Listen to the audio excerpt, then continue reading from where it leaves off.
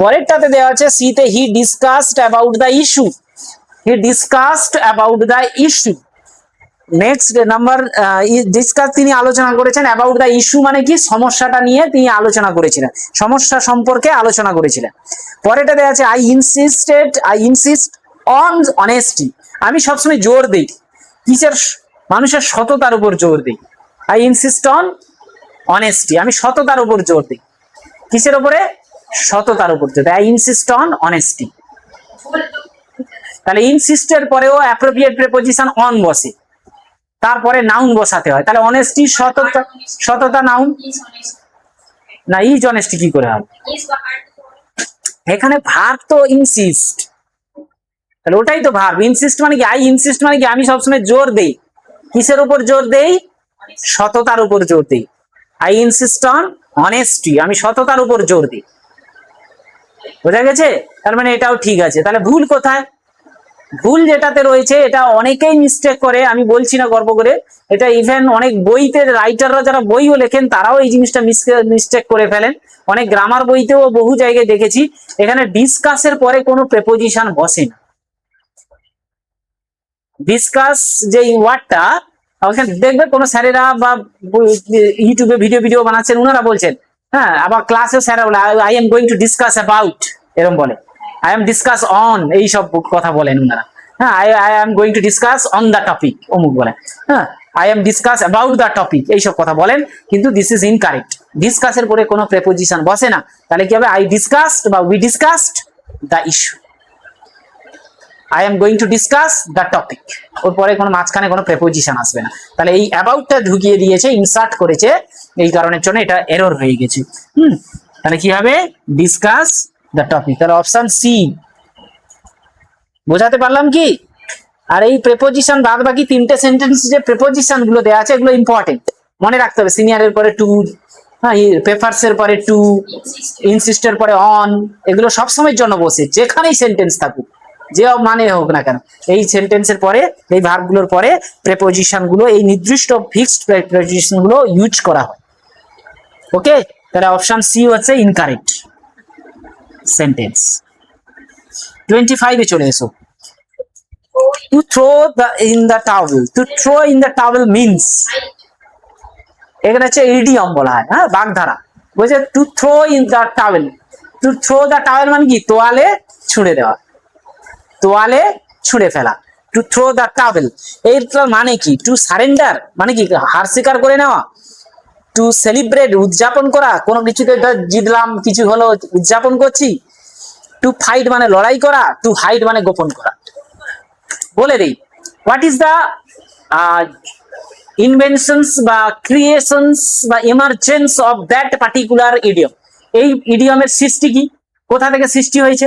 না, এই খেলাটা একটা খেলা হয়, তোমরা তো দেখবে এগুলো এমনি, এখন তো আর দেখা যায় না। এখন আমি পারি না পারি, আমাকে ফাইট করতে হবে, ব্যাপারটা হচ্ছে এটাই।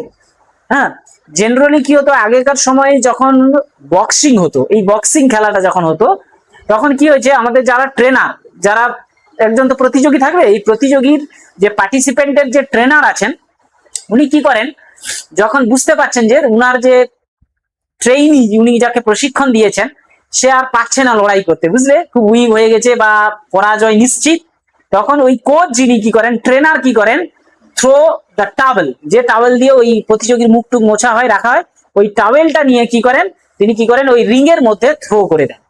The trainer throw the towel into the ring বা ইনসাইড দ্য রিং। এই যে রিং হয় বক্সিং এর, সেই রিং এর মধ্যে দড়ি যে ঘেরা থাকে রাবার দিয়ে, তাই ছুঁড়ে দেয়। তার মানে হচ্ছে কি, যখন ছুঁড়ে দিল, এটা ইন্ডিকেট করছে, আর্চ করছেন, অ্যাপিল করছেন, যিনি খেলাচ্ছেন, যিনি রেফারি, রেফারির কাছে অ্যাপিল করছেন to stop the fight, to stop the game, and কি, টু সারেন্ডার। এবং সে সারেন্ডার করছে, ডিফিট কে কনসিড করছে, এন্ড কনসিড দ্য ডিফিট, এবং তিনি হার মেনে নেন, কনসিড করে নেন যে আমার প্রতিযোগিতা হেরে গেছে। বুঝতে পেরেছো? এইখান থেকে এই ইডিয়মটা তৈরি হয়েছিল। এর মানে হচ্ছে, তার মানে to throw the towel means, এর মানেই হচ্ছে যে কি না, টু সারেন্ডার। ওকে, এখান থেকে এই ইডিয়মের সৃষ্টি। ইডিয়মের সৃষ্টির পেছনেও রহস্য আছে, মানে ইতিহাস আছে।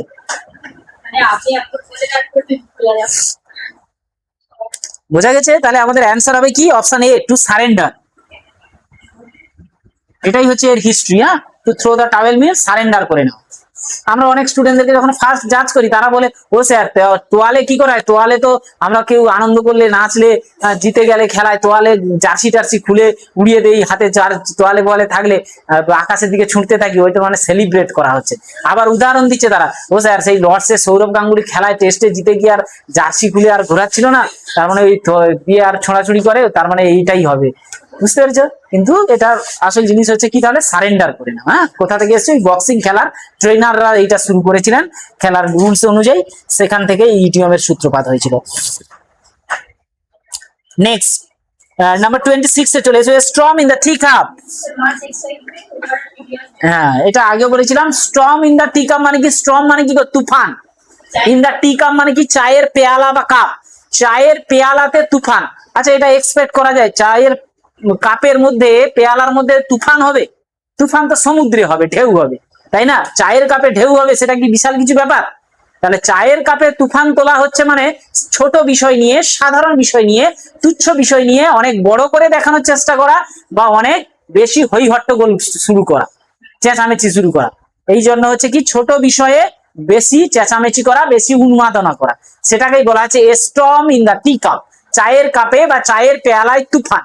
চায়ের পেয়ালায় তুফান মানে কি তাহলে বুঝতে পেরেছো? ছোট বিষয় নিয়ে বেশি কি করা? উত্তেজনা তৈরি করা, হই হুল্লোড় তৈরি করা। তাহলে storm in a tea cup means কি হবে তাহলে? Much excitement over a trivial matter. Option B is the right option. Okay, বোঝাতে পেরেছি কি?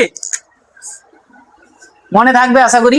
হ্যাঁ, ছোট বিষয় নিয়ে বড় হয়েছে, মানে চায়ের কাপে তো পেয়ালায় তো তুফানের কথা আশা করা যায় না, এটা ছোটখাটো ব্যাপার। চায়ের কাপে যদি চা নড়তে থাকে বাতাসেও, তাতে কি আসে যায়? কিন্তু এখানে কি, চায়ের কাপে তুফান হচ্ছে মানে কি, একটা ছোট বিষয় নিয়ে বেশি হইচই করে ফেলা হচ্ছে। নাম্বার 27 এ চলে আসো, he insisted dash playing the bill himself. এক্ষুনি আমরা পড়েছি, দেখো কোশ্চেন গুলো কিরকম আসছে দেখেছো? তাহলে কি হবে? ইনসিস্টেড, আমরা যে এক্ষুনি শিখলাম, ইনসিস্টের পরে appropriate preposition on is used. Appropriate preposition কি ব্যবহার করা হয়? অন কে ব্যবহার করা হয়। তাহলে অন, এই কারণের জন্য অ্যান্সার 27 এর অ্যান্সার কি হবে বলো? On, option B. চলো মুভ করি 28 এ। Question number 28, the project was completed dash time। এইটা নিয়ে অনেকের কনফিউশন থাকে। এটা সব জায়গায় দেখবে ইনও থাকে, অ্যাডও থাকে, সরি অনও থাকে। আমরা জানি অন আর ইনের মধ্যে একটা হবে। আমাদের গ্রামের দিকে আমাদের মায়েরা সব ভুল কথা বলে একটা, সবাই বাড়িতে বলে, বাড়িতে যখন থাকি আমরা খাওয়া দাওয়া করি না, ঘুরে বেড়াই, হ্যাঁ, মানে যেটাকে আমরা অনেক সময় অবেলা করে দাও, মানে যেটা টাইমে খাওয়ার কথা, 12টার সময় খাওয়ার কথা, 1টার সময় খাওয়ার কথা, খাচ্ছি না, 2:30 3টে বেজে গেছে, বন্ধুরা আড্ডা মারছি বা ঘুমিয়ে পড়ছি অফ টাইমে গিয়ে, হ্যাঁ, ঘুরে ঘুরে এসে 1টা 1:30 12টার সময় ঘুমিয়ে পড়লাম, উঠছি সেই 3টের সময়। আমার মায়েরা বলে কি, মায়েরা গ্রামে বলে কি, অন টাইম হয়ে গেছে, ছেলেটা খাওয়া দাওয়া করলো না, বলে কি অন টাইম। কিন্তু অন টাইম মানে মায়েরা বোঝাতে চায় তার মানে দেরি হয়ে গেছে। বুঝতে পেরেছো? যে সময় কাজটা করার কথা সে সময় করেনি, তার মানে দেরি করে ফেলেছে। তখন আমাদের মায়েরা বলে অন টাইম করে ফেললো ছেলেটা, আছে খেলো না, স্নান করলো না, খেলো না, সময় মতো খেলো না, অন টাইম করে ফেললো, অন টাইম হয়ে গেল। তাহলে অন টাইম মানে অ্যাকচুয়ালি ওই নয়, অন টাইম মানে কি, যথা সময়, একদম শিডিউল টাইমে কিছু করলে তাকে অন টাইম বলা হয়। তোমাকে বলা হয়েছে রবিবারের মধ্যে প্রজেক্ট গুলো জমা দিতে হবে, কাজটা সম্পন্ন করতে হবে, তুমি রবিবারেই সম্পন্ন করে দিয়েছো, তার মানে তুমি কাজটা কখন করলে? অন টাইমে তুমি কাজটা কমপ্লিট করলে। বুঝা গেছে? তাহলে project was completed on time. এবার বলে যে in time. Sir in time কখন কি? ইন টাইমটা হয় কিন্তু ওটাতে খুব একটা ব্যবহার হয় না। ইন টাইম মানে কি? ইন টাইম মানে আবার কি, সময়ের আগে। তোমার কি স্টেশনে ট্রেন ছাড়ার কথা 10টায়, বোঝা গেছে? হ্যাঁ, ট্রেনটা কি হয়েছে, ট্রেন ছাড়ার কথা 10টায়, তাহলে তুমি স্টেশনে পৌঁছাবে 2 মিনিট আগে, 5 মিনিট আগে, বোঝা গেছে? তখন কি, তুমি যদি একেবারে 10টায় পৌঁছায় অন টাইম, কিন্তু তুমি 5 মিনিট আগে পড়ালে, তার মানে কি ইন টাইম। মানে 10টায় ছাড়ার কথা, মিটিং 10টায় শুরু হওয়ার কথা, তুমি 9টা 45-এ পৌঁছে গেছে, তার মানে তুমি ইন টাইম পৌঁছে, বুঝা গেছে? আর অন টাইম মানে কি, একদম 10টায় শুরু হচ্ছে, তুমি তখন ঢুকছো, তখন অন টাইম, যথা সময়। ঠিক আছে? এইগুলো দুটোই ভালো, ইন টাইম অন টাইম দুটোই ভালো, কোনোটাই খারাপ না, দুটোই পাংচুয়ালিটিকে শো করে। নাম্বার 29, সি ইজ ক্যাপেবল, এটাও অ্যাপ্রোপ্রিয়েট প্রিপোজিশন। 28 এ তাহলে অন, সি। 29, ক্যাপেবল, ক্যাপেবল মানে সক্ষম, he is capable of, capable এর পরে অফ প্রিপোজিশন ব্যবহার করে, ক্যাপেবল অফ, সক্ষম। C is capable of solving difficult problems of option B. এগুলো appropriate preposition, very important. Capable of solving. The manager congratulated him thus, এটা খুবই important. এটা আমরা দেখেছি, এটা এমনকি অনেক ভালো ভালো ইংলিশ মিডিয়াম স্কুলে, এমনি ভালো ভালো আমাদের স্কুলে যারা আমরা এখানে যারা কোচিং টোচিং ক্লাস কোচিং দিয়ে থাকি স্টুডেন্টদেরকে, অনেক ভালো ভালো স্টুডেন্টদেরকে আমরা বহুবার শেখাই এই জিনিসটা, মাল্টিপল টাইমস শিখিয়েছি, সেভারেল টাইমস বলেছি যে এটার অ্যান্সার এটাই হবে, কিন্তু তারা তবু এক্সামে যখনই দিয়ে দেয় তখনই ভুল করে আসে। বোঝা গেছে, এটা একটা ব্যতিক্রমী হয়, তোমরা গেস করতে পারবে না হঠাৎ। এটা একদম ব্যতিক্রমী হয়, সবাই ভুল করে। অনেকবার বলে দিয়েছি, যেখানে যেখানে আমরা পড়াচ্ছি ক্লাস করাচ্ছি ছেলে মেয়েদেরকে ক্যান্ডিডেট স্টুডেন্টদেরকে বহু বারংবার বলে দিচ্ছি, কিন্তু তারা আবার যখন পরে ক্লাসে করাচ্ছি 2 মাস 3 মাস 4 মাস পরে, তখন আবার ভুল বলছে। অ্যান্সার অন হবে, কিন্তু অন টাইম তোমার মিনিং অনুযায়ী তো আসে না, খুবই কম জন করতে পারে এটা। হ্যাঁ, কিন্তু এটা হবেই, মনে রাখতে হবে। Congratulate on his success, on his birthday, বুঝতে পেরেছো? Congratulate on. ফিক্সড প্রিপোজিশনের লিস্ট বলতে পড়াশোনা করতে হবে। এবারে অনেক রকম মানে সিস্টেম রয়েছে, আপাতত বেসিক কিছু পড়াশোনা করতে হবে তারপরে। আর যেটা এমনি কমন প্রিপোজিশন যেগুলো, এগুলো তো অ্যাপ্রোপ্রিয়েট, চাকরির পরীক্ষায় বেশি অ্যাপ্রোপ্রিয়েট থাকে, মানে ফিক্স। তোমাকে মনে রাখতে হবে যে কনগ্রাচুলেট অন, এগুলো আছে, পড়াশোনা করতে হবে। আমরা লিস্ট তৈরি করে দেওয়ার চেষ্টা করছি, দেখি। আচ্ছা ঠিক আছে, অ্যাপ্রোপ্রিয়েট প্রিপোজিশন। আর যদি কমন প্রিপোজিশন করতে হয়, এগুলো অনেক নিয়ম আছে, অনেক জিনিস আছে, এগুলো ভেতরের জিনিস। এমনি আমরা পড়ে পড়ে কনসেপচুয়ালি করি এবং কমন মনে রাখি যে টাইম থাকলে ডেট থাকলে এরকম কিছু মনে রাখা যায়, কিন্তু এগুলো কিভাবে হয় তারও নিয়ম আছে, শিখতে হবে, জানতে হবে। তাই আমি তো ভেবেছিলাম তুমি অনেকগুলো ঠিক করবে। হ্যাঁ, কি বললাম বোঝা গেছে? যাই হোক, ফ্রাস্ট্রেটেড হওয়ার কিছু নেই, মোটামুটি কোশ্চেন গুলো বুঝতে পেরেছো, সব লজিক্যাল আছে, খুব সুন্দর আছে। এই জিনিসগুলোর উপরে যদি তুমি বেশ মানে পড়ে যদি আবার ঠিক করে রাখতে পারো, আমি আশা করছি কোশ্চেনে প্রচুর কোশ্চেন এই ধরনের, মানে যে কোশ্চেন গুলো আমরা স্যারেরা আলোচনা করবেন, আমরা আলোচনা করবো, কুইজ হবে, সব কিন্তু এই ধরনের, এই তত্ত্বগুলোর, এই লজিক গুলোর উপরে, ফান্ডামেন্টাল গুলোর উপরে বেস করে আছে। এবার এই না, সবই তো গ্রামার। বলো।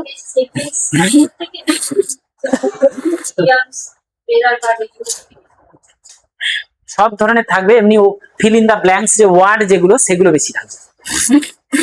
ওয়ার্ড বলতে আমরা বলতে এই যে তোমার পার্শ্ব স্পিচ, অ্যাডভার্ব, অ্যাডজেক্টিভ, নাউন, এই সমস্ত ঠিকঠাক ফর্ম অনুযায়ী, পার্শ্ব স্পিচ অনুযায়ী কোথায় সঠিক ফর্মটা বসবে। হ্যাঁ, তারপরে সিনোনিম, অ্যান্টোনিমস, এই ধরনের জিনিসগুলো থাকবে। এক কথায় প্রকাশ থাকবে, খুব সহজ, কমন সেন্স, বেসিক থিওরি, মানে ফান্ডার উপরে। ইডিয়ম টিডিয়মও থাকবে, খুব সাধারণ থাকবে, আর স্পেলিং থাকবে, এই সমস্ত জিনিসই থাকবে। এররও থাকবে, এই সেন্টেন্স যেরকম দিলাম, ইনকারেক্ট সেন্টেন্স, কারেক্ট সেন্টেন্স, এই ধরনের বার করতে হয়। যাই হোক, যেগুলো করাচ্ছে এই ফান্ডামেন্টাল জিনিসগুলো একটু কনসেপ্ট রাখবে, এবং এগুলো টপিক আমাদের ধীরে ধীরে যদি না হয়ে থাকে, যেমন বলছো কন্ডিশনাল হয়, তাহলে আমি কন্ডিশনাল অবশ্যই ক্লাস দেখি, আমি এ করে নেই, ওই স্যারের সঙ্গে আলোচনা করে নিই, দিয়ে এই জিনিসগুলো আমরা অবশ্যই কভার করবো, ঠিক আছে? এবং ভালো করে ফান্ডামেন্টাল যেগুলো করাবো, তোমরা অবশ্যই বারবার করে প্র্যাকটিস কন্টিনিউ করো, ঠিক আছে? আচ্ছা, হয়ে গেছে, 50 হয়ে গেছে। এবারে আমাদের যেগুলো আগে যেগুলো হচ্ছিল, কি কি ক্লাসে আমি করাচ্ছিলাম, ওয়ান ওয়ার্ড, আচ্ছা, ইডিয়ম কিছু করাচ্ছিলাম, তাই তো? আচ্ছা, ওইগুলো থেকে যাচ্ছে, আমরা দেখি, আমি এর পরের ক্লাসে আমি এইগুলো সিনোনিম ছিল, তারপরে ওয়ান ওয়ার্ড যেগুলো দিয়েছিলাম, ওইগুলো অবশ্যই সলভ করব, এবং তার সঙ্গে একটা ফান্ডামেন্টাল ক্লাস তৈরি করা যায় কিনা দেখছি। এইটা আমি আলোচনা করলাম কেন, এগুলো গুরুত্বপূর্ণ জিনিস, এগুলো বেসিক জিনিসগুলো ঠিক রাখতে হবে, এগুলো তোমরা কিন্তু প্র্যাকটিস করবে। আচ্ছা ঠিক আছে, আমি দেখি সেন্ড করছি, তোমরা প্র্যাকটিস করবে। আর একটা আছে আমার কাছে, তোমরা, আমি অল্প আছে হয়তো, আমি একটা দিয়ে দিচ্ছি, তোমরা চেষ্টা করবে। একটু ওয়েট করো, 1 মিনিট, আমি দিচ্ছি।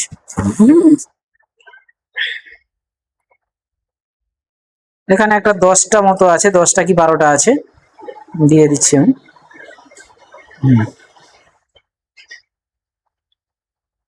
আচ্ছা, 10 মিনিট আছে, তোমরা বরং অন্য কিছু আজকে স্টার্ট করছি না, ঠিক আছে, তোমরা বরং আজকে এই কোশ্চেনটা আবার করে নাও। দেখো একটু বাদ বাকি দেখো, গ্রুপে আমি আবার একটা দিয়েছি, 12টা কোশ্চেন আছে 10 মিনিটের মধ্যে। এটা তোমরা দেখো, আমি একসঙ্গে আমি বলে দিচ্ছি, তোমরা দেখো, আলাদা টাইম দিচ্ছি না, ঠিক আছে।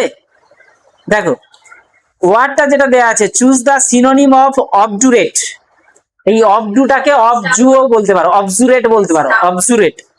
এই অবজুরেটের সিনোনিম হচ্ছে ফ্লেক্সিবল, অনেস্ট, জেন্টেল, এগুলো সবই একই রকম। তাই বিপরীতে আছে কোনটা? Stubborn, stubborn. তাহলে এখান থেকে অ্যান্সার কি হবে? স্টাবার্ন। পরেরটা দেখো, অফ 2, কোশ্চেন নাম্বার 2। হ্যাঁ, choose the antonym of ephemeral.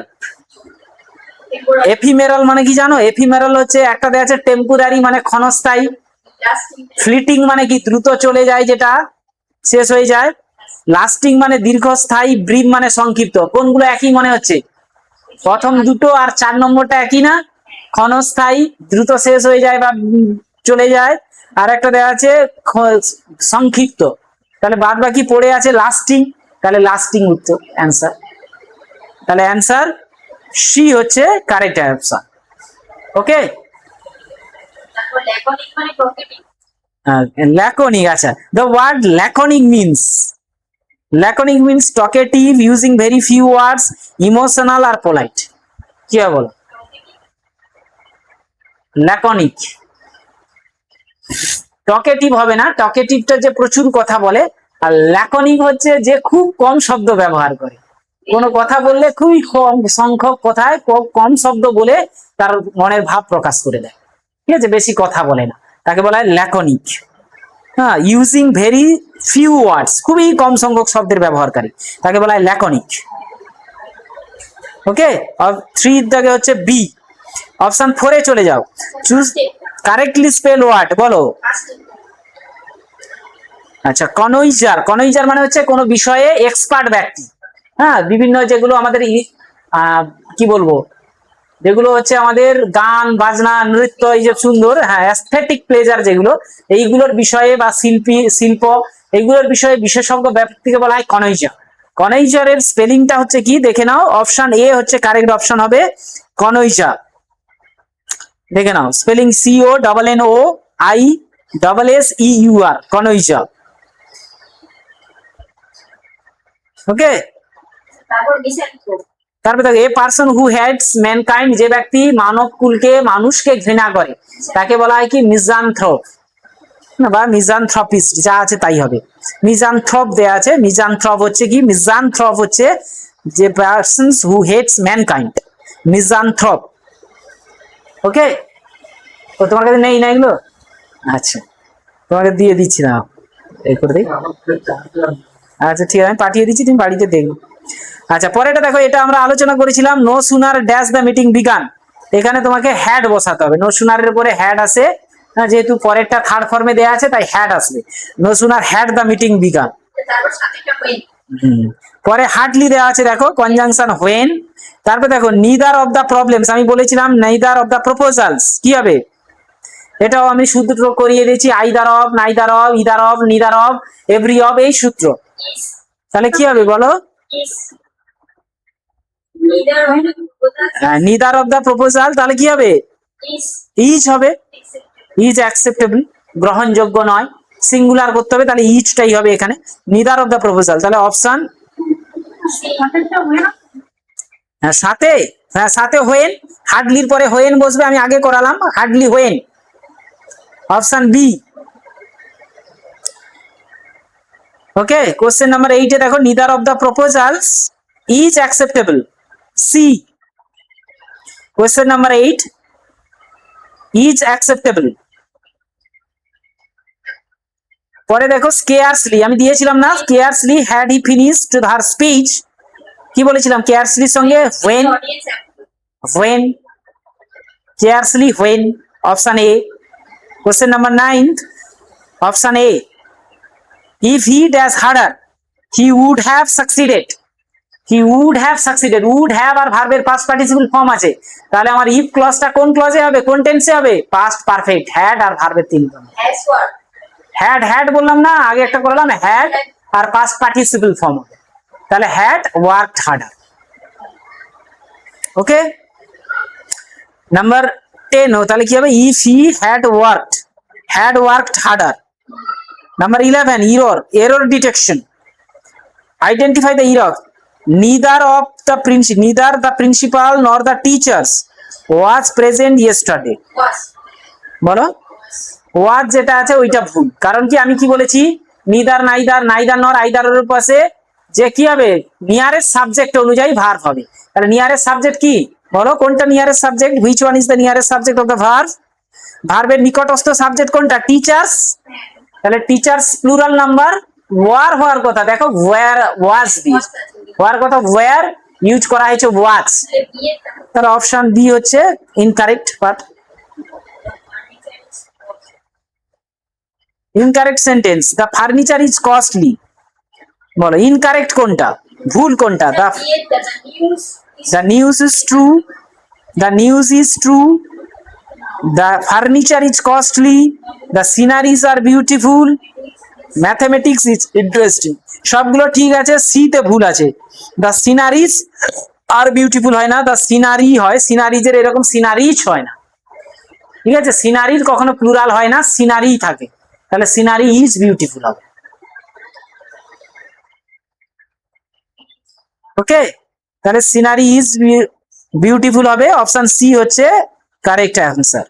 R next আছে identify the error. He is one of the greatest poets that has ever lived. এখানে কি দেখো, আমাদের সূত্র দেখো, he is one of the greatest poets. এখানে বলি, এখানে কিন্তু হ্যাঁ না ঠিক আছে, one of the greatest poets মানে কবিদের মধ্যে, শ্রেষ্ঠ কবিদের মধ্যে একজন। দ্যাট মানে যারা আজও পর্যন্ত হ্যাজ এভার লিভড, যারা আমাদের এই পৃথিবীতে বসবাস করেছেন বা জীবনযাপন করেছেন, সেই সমস্ত শ্রেষ্ঠ কবিদের মধ্যে অন্যতম একজন হচ্ছেন উনি।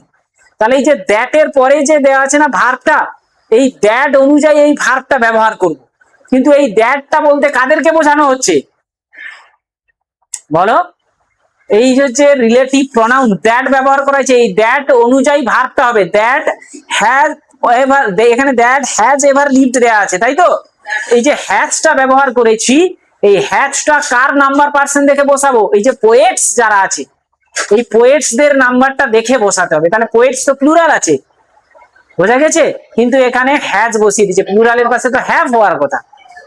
এটা হচ্ছে কি আমাদের হচ্ছে এই সূত্রটা হচ্ছে কিসের উপরে না, তোমার ক্লজ, সাবঅর্ডিনেট অ্যাডজেক্টিভ ক্লজের যে এই কি বলবো প্রনাউন, যেগুলো রিলেটিভ প্রনাউন্স, এই প্রনাউন্সটার পরে যে ভার্বটা বসানো হয়, সেটা তার আগে যার যে অ্যান্টিসিডেন্ট মানে যে পদকে ব্যাখ্যা করছে, তার পূর্ববর্তী যে পদের ব্যাখ্যা দেয় ওই প্রনাউনটি, সেই অ্যান্টিসিডেন্ট বা পূর্ববর্তী নাউন বা প্রনাউনের নাম্বার পার্সন অনুযায়ী ভার্বটাকে ব্যবহার করে। তাহলে এখানে দ্যাট হ্যাজ না হবে না, কারণ এখানে পোয়েটস আছে, তার আগে পূর্ববর্তী পদ পোয়েটস, সেই পোয়েটদেরকে বোঝাচ্ছে ওই দ্যাট বলে। তাহলে দ্যাটটা প্লুরাল, তাহলে পোয়েটসরা যেহেতু প্লুরাল, তাহলে ওখানে হ্যাজ হবে না, হবে কি হ্যাভ।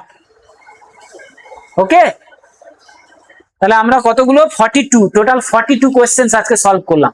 তাহলে এই যে লজিকস গুলো আছে, হ্যাঁ রুলস গুলো রয়েছে, তোমরা বাড়িতে আবার প্র্যাকটিস করবে। আমি নেক্সট ক্লাসে আবার যেগুলো আমি আসবো ফান্ডামেন্টাল ক্লাস করব, তার সঙ্গে তোমরা এগুলো কিন্তু প্র্যাকটিস করবে। বলো, কিছু বলতে চাইছো? বুঝতে পারলাম না কি বলছো।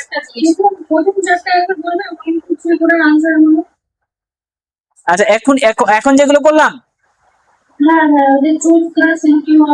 আচ্ছা আচ্ছা আচ্ছা আচ্ছা, প্রথম যেটা রয়েছে একের দাগে যেটা রয়েছে অবডুরেট, তাই তো? অবডুরেটের অ্যান্সার হচ্ছে তোমার স্টাবার্ন, বি স্টাবার্ন। অবডুরেট মানে ওই জেদি, স্টাবার্ন বলা হয়, স্টাবার্ন মানে জেদি, অবডুরেট মানে হচ্ছে স্টাবার্ন, জেদি। অ্যান্টোনিম দেয়া ছিল এফিমেরাল, এফিমেরাল মানে হচ্ছে তোমার ক্ষণস্থায়ী, এর বিপরীত শব্দ এফিমেরাল মানে হচ্ছে ক্ষণস্থায়ী। তাহলে অপশন সি তে যেটা রয়েছে লাস্টিং মানে হচ্ছে কি দীর্ঘস্থায়ী, বুঝা গেছে, দীর্ঘস্থায়ী যেটা সেটাই অ্যান্সার হবে, লাস্টিং, অপশন সি। নেক্সট দেয়া আছে ল্যাকনিক, ল্যাকনিক কাকে বলা হয় না, ল্যাকনিক হচ্ছে সেই ব্যক্তি যে অল্প শব্দের ব্যবহার করে নিজের মনের ভাব প্রকাশ করে, তাকে বলা হয় laconic. Use a very few word, using very few words, খুব কম সংখ্যক শব্দের ব্যবহারকারীকে বলা হয় laconic. Okay, correctly spelled word দেয়া আছে নাম্বার 4 এ। কারেক্টলি স্পেলড ওয়ার্ড, সঠিকভাবে বানান করা শব্দটি। অপশন এ কনউইজার, কনউইজারকে বলা হয় expert, expert in any field, কোন ক্ষেত্রে যখন বিশেষ ব্যক্তি, যেমন অ্যাস্থেটিক যে প্লেজার যেগুলো আছে, নাচ গান, বিভিন্ন শিল্পকলা, ভাস্কর্য, এগুলোর বিশারদকে বলা হয়, এক্সপার্টকে বলা হয় কনউইজার। কনউইজার থেকে তাহলে ওর স্পেলিং হচ্ছে অপশন এ। ওকে,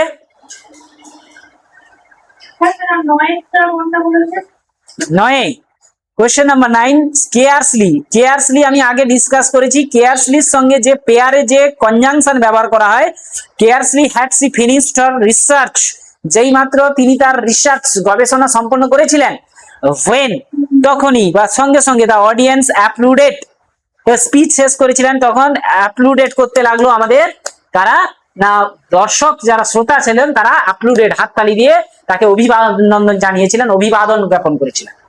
হোয়েন হবে, হোয়েন তখনই। হোয়েন কোন অপশনে রয়েছে দেখো, when, option A. Okay, okay, that's all for today, have a nice day. আর তোমরা পড়াশোনাটা কন্টিনিউ করবে, প্র্যাকটিস করবে।